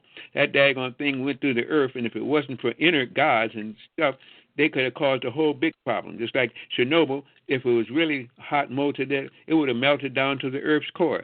We are protected. The planet is protected even when we aren't. And even with stupidity following the draconic leads, there's still those who put check in them because there are other people that share this planet too, and they're not going to let some of those things happen. Not because the scientists here are so great, but because they're protected by those who also understand their stupidity and will not let them too far with any planet. Thank you.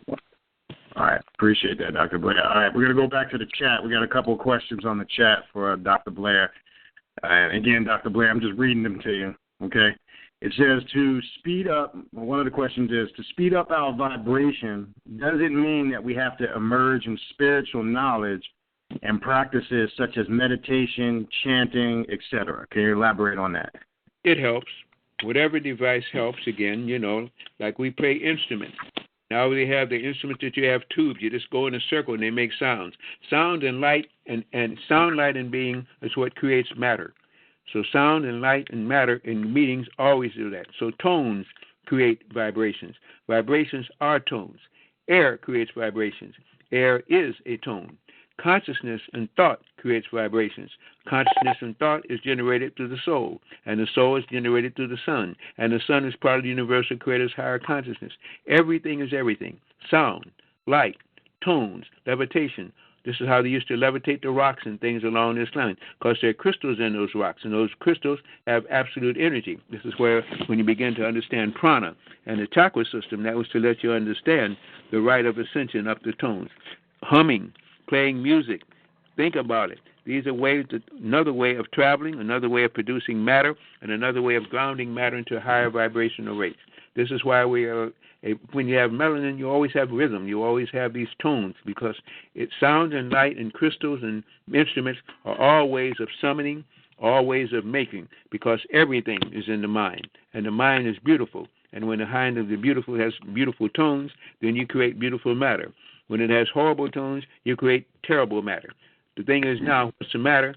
That we're going to have to go where matter changes its octave into a higher thought. We're through with the low stuff now. The low stuff is gone for most of the souls here now. Right. Appreciate that, Dr. Blair. What I wanted to ask you, then I'm going to try to go back. We got some callers from Texas I'm trying to plug in. I'm going to try to plug them back in a minute. I've been having difficulties getting them in. The question I have for you, explained, this is something I had wrote down. You broke down the term so elegantly, Merkaba. And since we're talking about vibration and frequency, and I can't remember which lecture it was because you've done a million of them, but one of the brothers had asked you on one of those classes, can one visit other planets while being here in human form? And you broke down the word Merkaba and how one can astrally or remote view and travel. Can you explain that? Yeah. First of all, the pyramids are not called pyramids. That's the name that the Greeks gave them.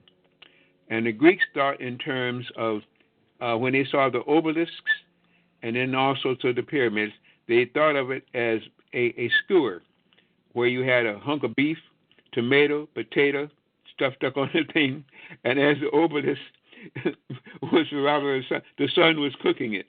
That's why fire means pyre. It means pyramus. It means that. So this is one of the ways they imagine it.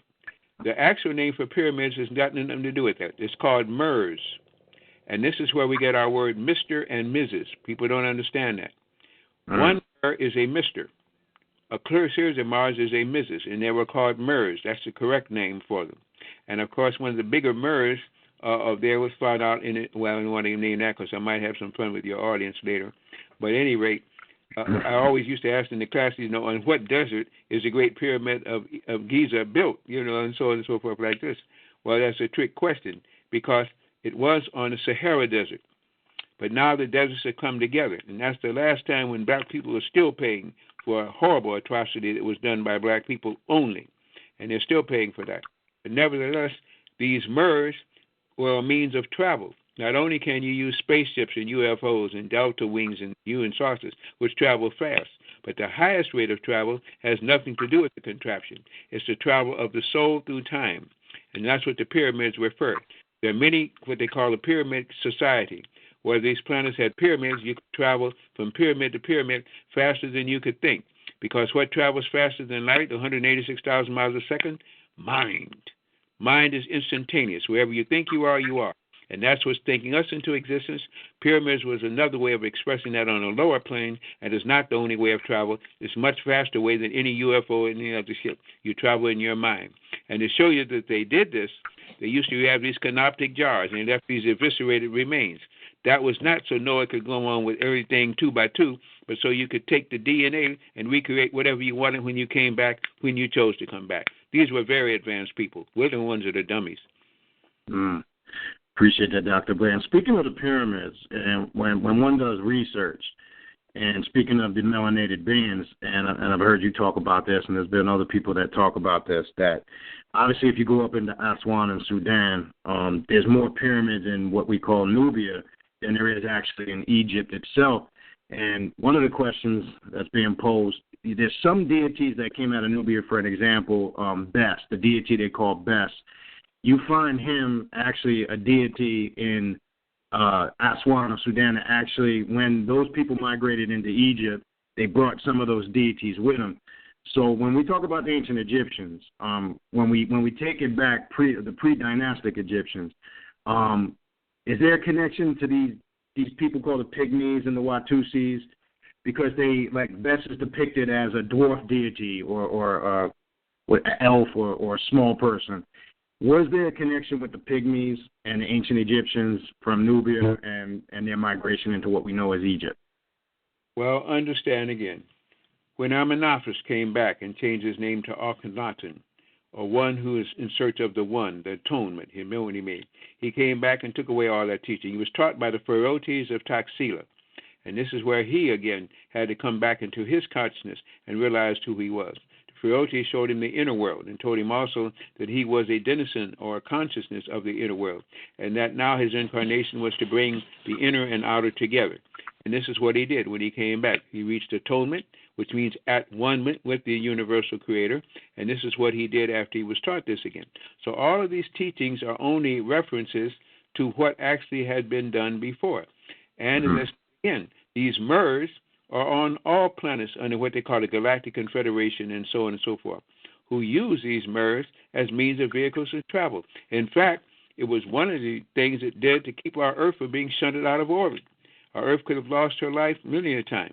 But again, because of the structures and the vibrational rates and the pyramid power, Earth was stabilized. This is still one of the best signs we have. And the best means of travel is still that equilateral triangle pyramid shape. Appreciate that, Dr. Blair. All right, we're approaching our last 30 minutes. And, again, I want to thank you, Dr. Blair, for taking time out of your busy schedule or for spending this time with us. And people are greatly appreciating it. I can't put it into words because I know you're extremely busy.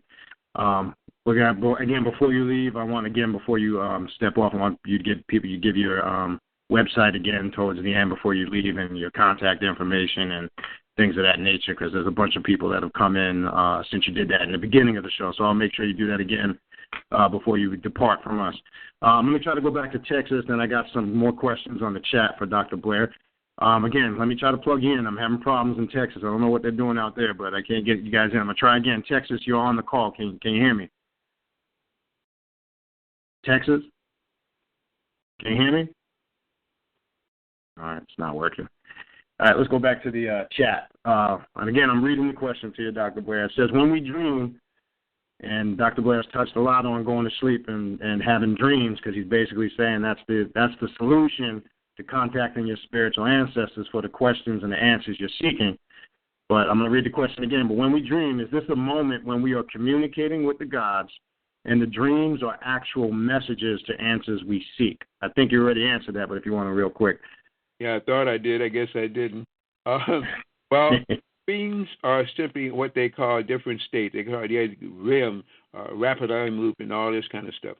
If you take in the monatomic gold, if You're not so being radiated by all these drugs and stuff like this and by these cell phones. You know, people, I'm getting to the point now, too, but you have to understand, blockers are many things. There are people who go to sleep at night in their bed with coiled metal springs and lay their cell phone right alongside their bed in their head. My God, you could go to have nothing but nightmares. They go to sleep with the television on, and television you really can't turn off. And all electronic things should be taken out of the place you sleep. It's bad enough as you got metal coils right there as it is, right near outlets in the walls. So once you can understand how to free yourself of all these other devices, and you can begin to program yourself and take the monatomic gold and use the magnets and stuff like this to enhance, there's nothing you can't do. But you have to put away the things that these dracons have got to stop you from being able to do what they can do. They don't have souls. So why in the world they want you to contact a guardian who can tell you how to be free of them? So they're always going to do things with you. They dominate us. That's why they make all these contraptions and devices. You cannot watch the TV set for an hour and a half without going to sleep, because that's what they do. So once you understand that and you can get away these blockers, now you get back to what you should be able to do, to go into darkness and to go into light, to come out of your body and to contact your guardians, to get your questions answered, to talk to the gods, because you're a God incarnate. You just don't understand that. Now you can begin to become powerful, because now you understand that what you on is a little low-down zoo planet that you had to come here for lessons learned. Once you learn the lessons, you can become the gods that you had to come here to experience. And, of course, once you suffer and once you're exposed to here, you become a good God. Because if you can take it through here, you learn compassion, you learn hatred, you learn love, you learn everything. That qualifies you for Godhead. Okay, appreciate that, Dr. Blair. All right, another question I'm going to take on the chat. What happens to children, stillborns, miscarriages, souls that, I guess, try to make the journey here but don't physically fully incarnate? So the question is, how are those incidences described or explained? What is an individual soul that's a stillborn or a miscarriage? Could you elaborate on? Many souls, because of the karma dharma, and understand, we always talk about karma, and the same Vishnunata and the holy text of the Krishna. Now they teach about not just karma but dharma. Or we call everything karma. We don't even understand taking from another person's text what they were trying to say in the Upanishads. Dharma is good action. Karma is rightfully action based on the wrong that you did till you learn how to get over it.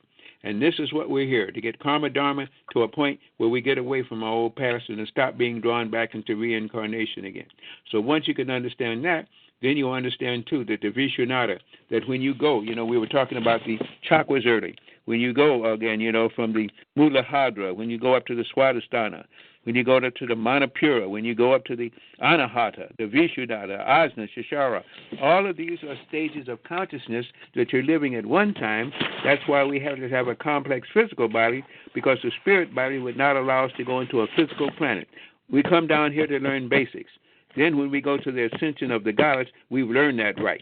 Gods are not born, they're made. That's why you have to go through this if you're going to become a god. Appreciate that, Dr. Blair. I'm going to take another question off the chat, and then I'm going to go back to the phones, and we'll take a couple more calls. Again, we got a bunch of people coming in just listening live. If you're just tuning in, Dr. Blair might have already answered a question that you might be getting ready to ask, but we'll try to plug in.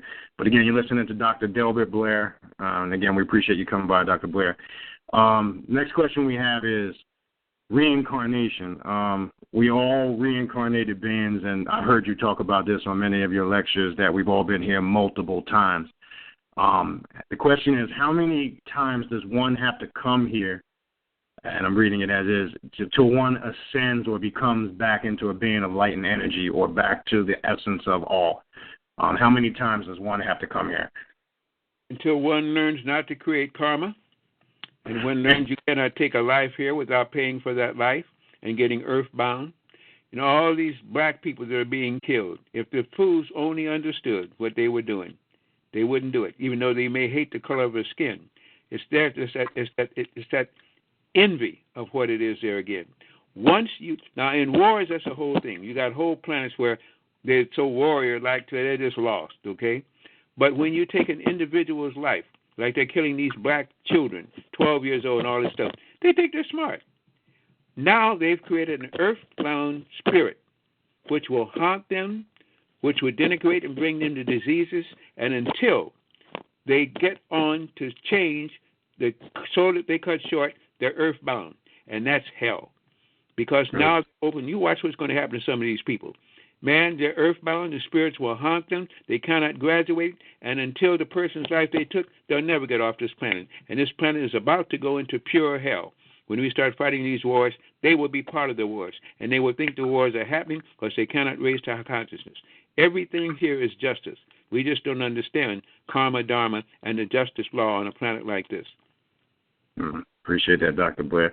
And one thing I've always said on the show is, and like you say, you can see in nature, you see the cataclysmic changes the planet's going through. You see spiritually and mentally what's going on. And, you know, I've always said that a lot of these events that are going on, like you said, if you're not attuning yourself into these things, then you become a victim to it. But if you're changing and working with nature conducively, you'll make that transition. And I think people that are worried about a lot of that stuff, and this is just my interpretation of it, I could be wrong, you could expound more on it. I think people that are concerned with that stuff, there's a disturbance within themselves that they haven't gotten right. Because, again, if we're working in conjunction from, like you say, from the metaphysical aspect, and we're seeing the true core and the essence of these things, we're able to change with it. But I believe that if you don't see it, you become a victim to it. So I just want to throw that in there. All right, the next question. I'm going to go back to the phones. We'll try again. Texas. Let's see if we can do this again. Texas, can you hear me? You're on the call. Okay. They do a lot of changes down in Texas. You aware of that? Yeah, I heard you talking about it. Can you expound on that, Dr. Blair? The weather changes down there now, too, and there's a whole different vibrations down there because there's a big, Texas is a very interesting place, and it's right near the border. And that area down there is going to have a volcanic eruption. And right now the weather is changing, and a lot of the vibrations there are coming down. I happen to know a lot of people there that are going through that. There's a resurgence. In fact, that's where I was poisoned, in Texas. Wow. I used to speak down there with Commissioner John Wiley Price again. It's always like a melting pot there, and many things are changing. Just like, just to skip with that one too, just like out in California, in Napa Van. Do you know that they're about to lose the wineries out there? That the Napa wine and all this kind of thing? It's a drought bowl. Well, along with all there's a drought about to destroy everything there, and yet we talk of what's happening there. On the planet, karma and dharma are balancing, and everything that has ever done anything must get it balanced, or it cannot go into the new dimension. You haven't begun to see the things that can happen on this planet. Appreciate that, Dr. Blair. Another question. Somebody's typing in, Dave. You've talked about this blue pyramid on some of your lectures. They want to know, can you expound a little bit more on that blue pyramid that you talk about sometimes? Well, there's a blue pyramid out in the middle of the Pacific Ocean. Not Atlantic, Pacific. Let me get that straight. It's about 1,800 miles off the coast. It's double the size. There's the same kind of a dimensional pi 3.14 quota, but it's blue. And a lot of the signals that are going international is not from this cable that they laid in the ocean, because they're bouncing signals off this blue pyramid, and they don't tell you that. And they didn't build it. And it's blue. And this is where most of the things are being bounced off of. Obviously, the gods built it, or the ancient ones built it, or somebody else built it, or the Sumerians built it, or whatever. But it's out there. They don't tell you a thing about that. They're telling you about the cable that's been laid there. No, that's one that they have found, and they're simply utilizing it. Wow, appreciate that, Dr. Blair. All right, next question is on your Are Black People Extraterrestrials lecture, you talk about downloading satellites. I'm going to explain it the best what it says here.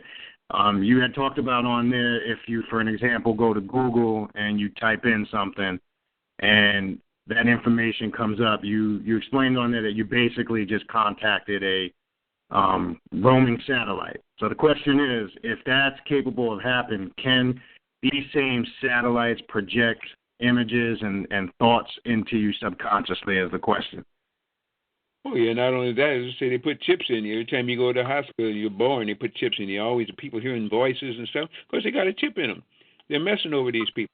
Now, if you take You can go and you can type in on your cell phone.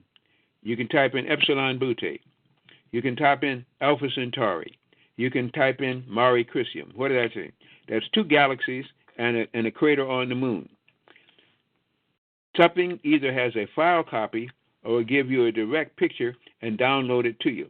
You just made contact with an orbiting satellite.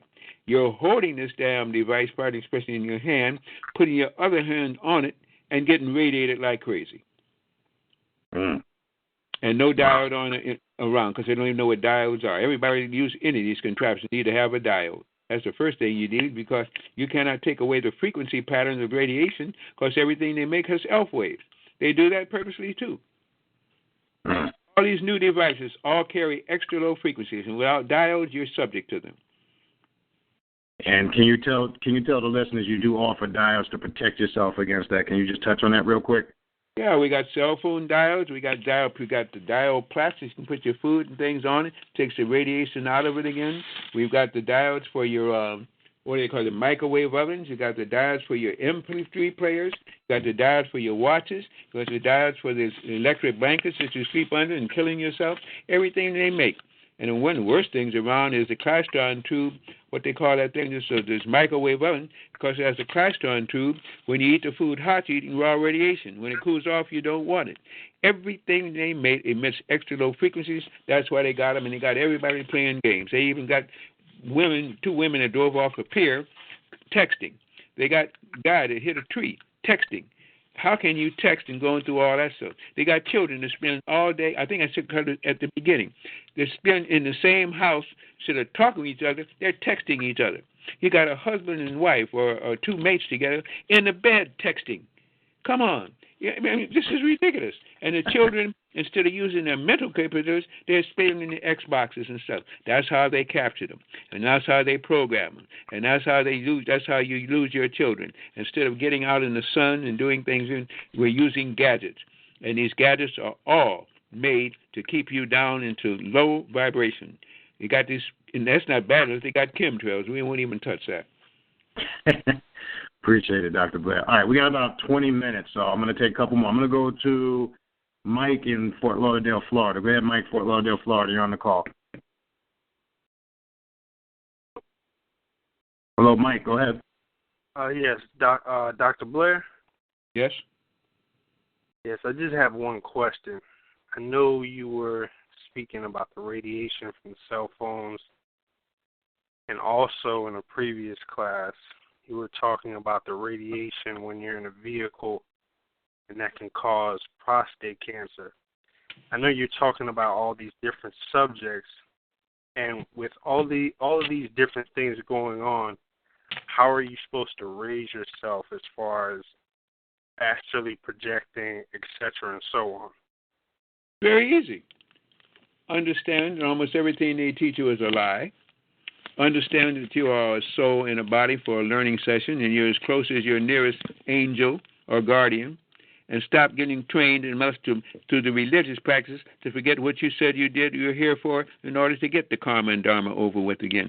Stop using so much of their gadgets, and understand the biggest gadget you have is your pineal gland and your melanin, and the fact that you're in a body to learn. Once you do that, you get away from all their stupid practices, because the stupidity that they're using on you, ignorance. And ignorance is the biggest demeanor we ever have, again, per se. As I stated, there's cell phone towers. And then there's what they call pyramid diomids, which can protect you from those big towers. There are high-tension power lines. Diomids can protect you from that. There are laptops. Put a cell phone diode on there. Television sets, whether it's high def or plasma, put a cell phone on there. Wireless routers and satellite radio receivers, put a diomid on there. Put a diomid on your oven, radar equipment, MP3 players, video game stations, X-ray units, home wiring things again. Everything they use is to keep you low in vibration. Put them in check by using the diodes. Start taking the monatomic gold. Stop getting the genetically modified food, 15 hamburgers for a penny with formaldehyde and mercury. Start doing what you know you should be done. And if you don't know what to do, pray on it. Don't pray to some God and some Jesus and some Allah. Go inside and say, hey, I'm down here. I'm learning a lesson the hard way. Help. And you'll get your help. You go through these psychiatrists, they'll put you in the worst thing, put a chip inside you, and you'll be held as a crazy person. Appreciate that, Dr. Blair. Does that answer your question, Mike? Yeah. All right. Thank you. We're just going to take a couple more questions, and then we're going to let Dr. Blair close out. The other question that we have here, Dr. Blair, you talk about on one of your lectures, it says about, I'm just going to read what it says here, some torture towers in Chicago. They have these towers that are just different levels where they conduct experiments or tortures, if I'm saying that right. Can you expound on that? Yeah, that was the newest day. It's not new, but it's new to me, and it's new to most people in Chicago. Alex Jones and some of the ones that they were there here last weekend, where they found out over, I don't know how many people are familiar with Chicago, but it's at Holman and Fillmore, where they have now torture towers, where they actually go in there and rape people, push broom butts up guys' butts. I mean, these are some sick you-know-whats, man. And they train here. And then once they get them trained here, they send them over to Afghanistan to practice it there. Now it's turned out that there might be 5 or 6 of them here in Chicago alone. If there are 5 or 6 in Chicago, that means Philadelphia, Pittsburgh, any place you got a big city, they're doing the same thing. They're evil. And they're best. And right into now, it's bringing out the best and the worst. Wow. That's serious, man. That's what I'm saying. We got to start waking up, and then we got to see what's going on around us. And that's the purpose of this show, and that's what we tell everybody: awakening universal minds. And people ask a lot of questions, and I keep telling them, if you're not taking any steps to put this information into practice and doing the things you need to do, whether it's taking the monatomic gold, et cetera, things of that nature, then nothing's going to change for you. You're just constantly going to be asking questions. You're just going to be a walking encyclopedia of information, and that's pretty much it. I'm going to take one last question, and then we're going to let Dr. Blair, again, give us his contact information, his website, and I want him to just briefly go over his products again real quick, and we'll let him just give a closing statement. The last question that I have here is you just mentioned somebody that says about hamburgers. There was a movie years ago, Dr. Blair, I'm sure you're familiar with, Soylent Green with Charlton Heston. I don't know if you're familiar with that movie where they were rounding up humans and they were actually using the human flesh to feed people on the planet. So the question is, and you had talked about earlier, food for the gods, et cetera, things of that nature. When we talk about these places such as McDonald's and Burger King and Wendy's, there's not enough, obviously, real estate on the planet to bury physical bodies. Are these disagreeable beings, these draconians, these reptilians, the Illuminati, are they actually recycling human flesh and putting it into these food chains, and are we eating this stuff? Worse than that, they put insects in there, they put rats in there, they put anything they wanted to. They're GMO, genetically modified. Thank Monsanto for that. Okay? Monsanto's down there in Hawaii, too. I sure hope that lava burns their whole damn place up again. But, yeah, they're the ones that did this. They made the Terminator seeds.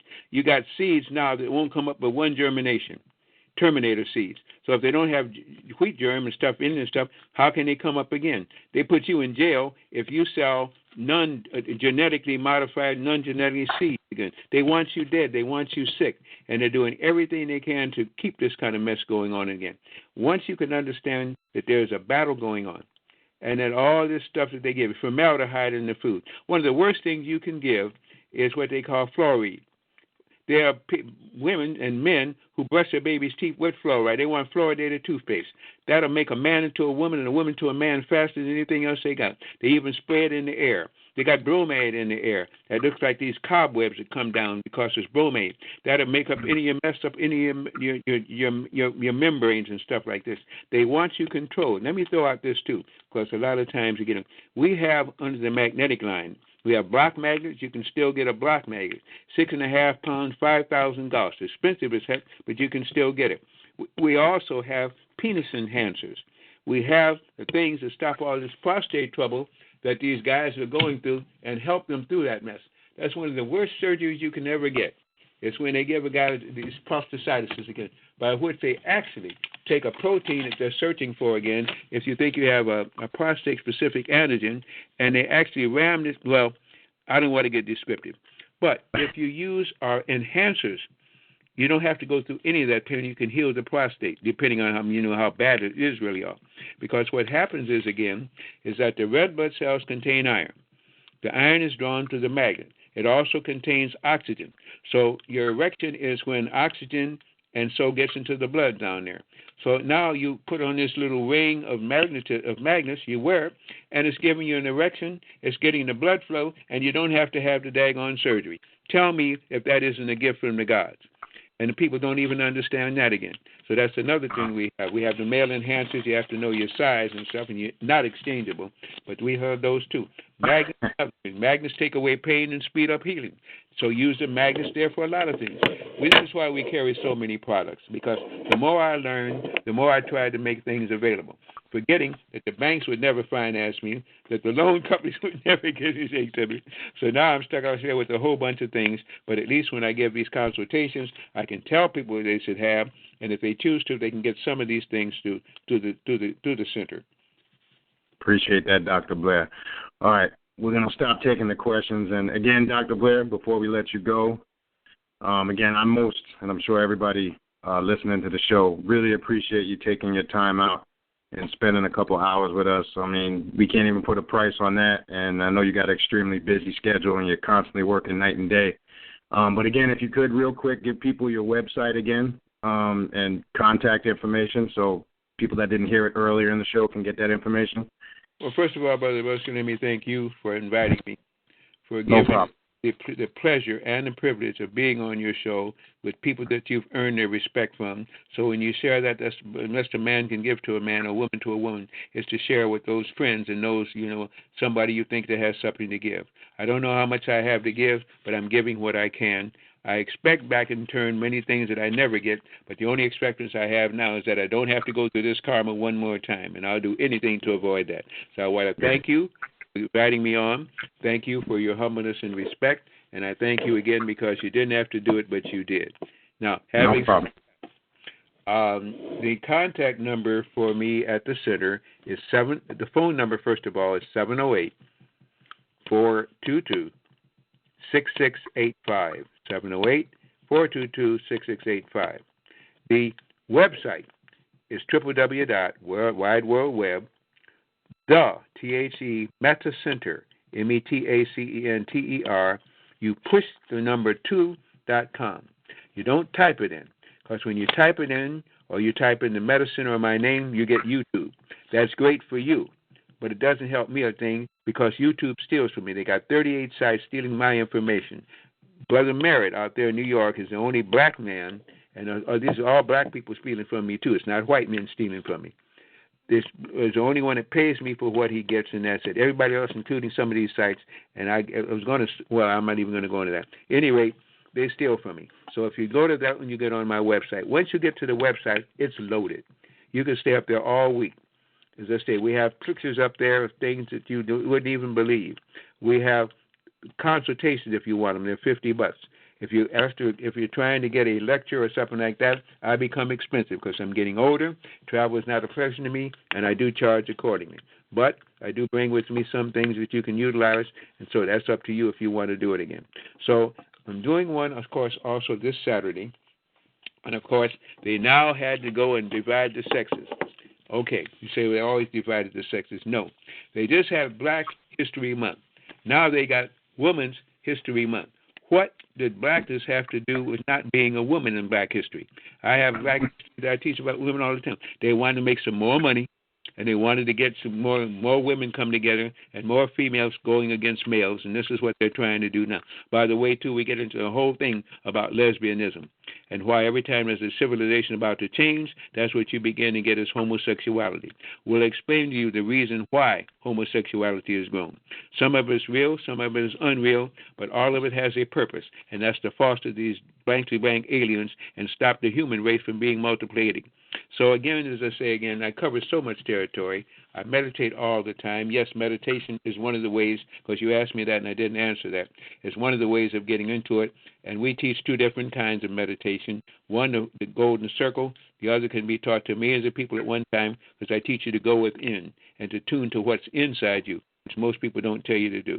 So that's pretty much all I can say. This Saturday, as I state, if they want, if you go to our website and you sign up, it's $15 if you can afford to pay me.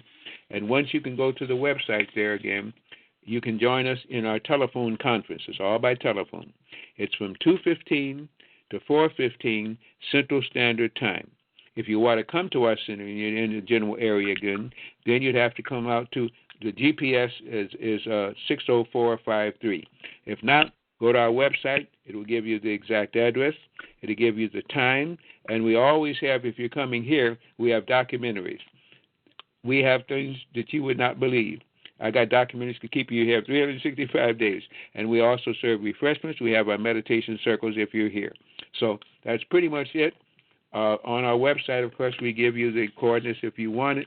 And I just don't know what else to say, my brother, but to thank you. And I mean this from my heart. I do not say what I don't mean.